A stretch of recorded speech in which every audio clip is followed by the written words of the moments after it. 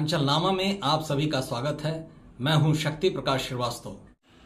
गन्ना सियासत और योगी का मास्टर स्ट्रोक। उत्तर प्रदेश की सियासत में किसान, खासकर गन्ना किसानों की अहम भूमिका होती है।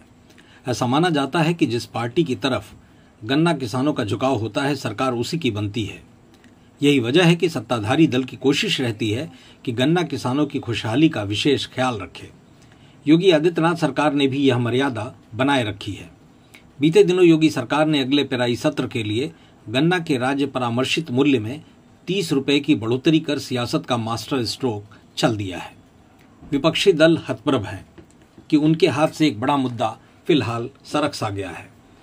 वित्तीय वर्ष 2025-26 के लिए योगी आदित्यनाथ सरकार ने गन्ना किसानों के हित में एक बड़ा फैसला लिया है। बीते दिनों लिए गए इस फैसले में गन्ना के राज्य परामर्शित मूल्य में वृद्धि की गई है। जिस अगैती किस्म के गन्ने का मूल्य पहले 370 रुपए प्रति क्विंटल था, उसे बढ़ाकर 400 रुपए प्रति क्विंटल कर दिया गया है।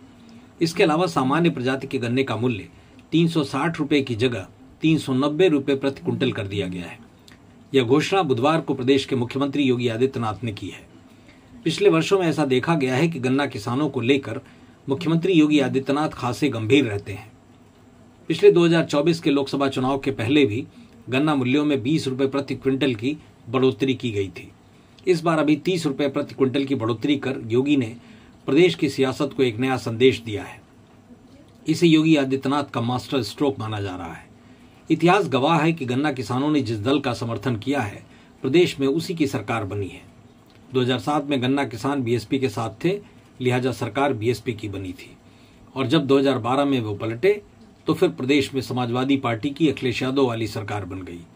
हालांकि 2013 के मुजफ्फरनगर दंगे ने किसानों और समाजवादी पार्टी के बीच दरार पैदा कर दी। उस समय मोदी लहर भी खासा प्रभाव दिखाया। इस कारण 2014 के लोकसभा चुनाव में और 2017 में यूपी के विधानसभा चुनाव में गन्ना किसानों का एक मुश्त समर्थन बीजेपी को मिला और पार्टी ने एक बड़ी जीत हासिल की। प्रदेश की लगभग 180 से अधिक विधानसभा सीटें ऐसी हैं जिस पर गन्ना किसान निर्णायक भूमिका में रहते हैं। 2019 के लोकसभा चुनाव में गन्ना किसानों में गन्ना मूल्य के बकाये को लेकर एक बड़ा असंतोष था। लिहाजा भारतीय जनता पार्टी को लोकसभा चुनाव में वो सफलता नहीं मिल सकी जो 2014 या 2017 में मिली थी।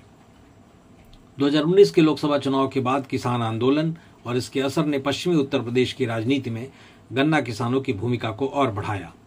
इसका थोड़ा बहुत असर 2022 के विधानसभा चुनाव में दिखा और 2024 के लोकसभा चुनाव परिणाम को तो खासा प्रभावित भी किया। यही कारण है कि पिछले विधानसभा चुनाव के बाद से योगी आदित्यनाथ और उनकी सरकार किसानों के बकाये के मुद्दे पर लगातार गंभीर दिखी। बकायों के भुगतान को लेकर लगातार चीनी मिलों से लेकर सरकारी समितियों तक एक्शन में रही। गन्ना किसानों के हित को लेकर सीधे संबंधित जिलों के डीएम को दिशा निर्देश जारी किए गए।